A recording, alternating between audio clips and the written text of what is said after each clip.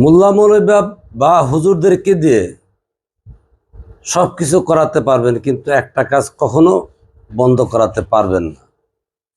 আর সেটা হলো বাচ্চাদের সাথে তারা যে অনৈতিক কাজ করে বা বলৎকার করে, এটা কখনো বন্ধ করাতে পারবেন না। কারণ এটা ওনাদের পরম্পরা। ওনাদের শিক্ষক বা হুজুর যারা আছে তাদেরকে তারা বুঝ দিয়েছেন বা শিক্ষা দিয়েছেন, এটা ধর্মের কাজ, এটা ইসলামের কাজ। ইসলামের জন্যে মাদ্রাসা যেমন চালু রাখতে হবে, মসজিদ চালু রাখতে হবে, হুজুর ছাত্র চালু রাখতে হবে, সুতরাং তার জন্য বলৎকার চালু রাখতে হবে।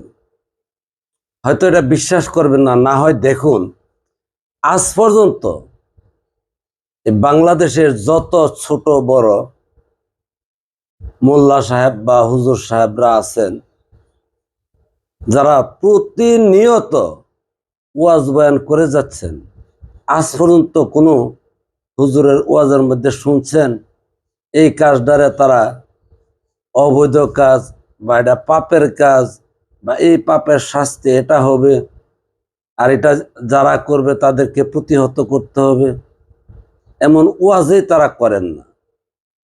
আর এই যে মাদ্রাসার মধ্যে প্রতিনিয়ত এই কাজগুলি করে বাচ্চাদেরকে কিন্তু আবার পরপারেও পাঠিয়ে দিচ্ছেন, যা অনেক মাদ্রাসাতে প্রতিনিয়ত নিউজ আসছে। কিন্তু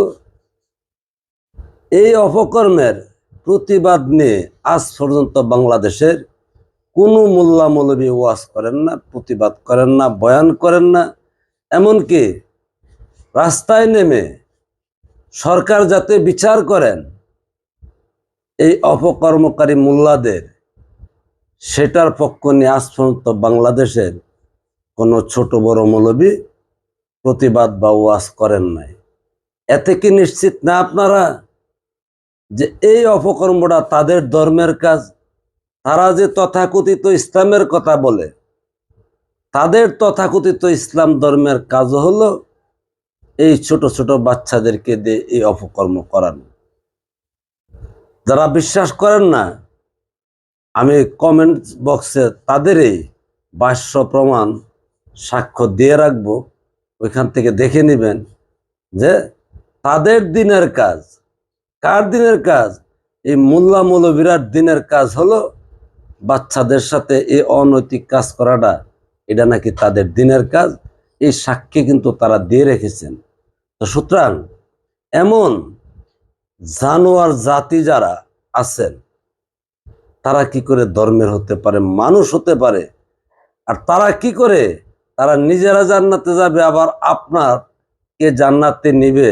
অর্থাৎ বাবা মা তো এই আশাই করেন যে সন্তান একদিন এই মোল্লা হয়ে আপনাদের জান্নাতে নিবে, অথচ তারা সেই জাহান্নামের কীট নিজেরাই। বিশ্বাস নয়, কমেন্টস বক্সে গিয়ে দেখে নিন।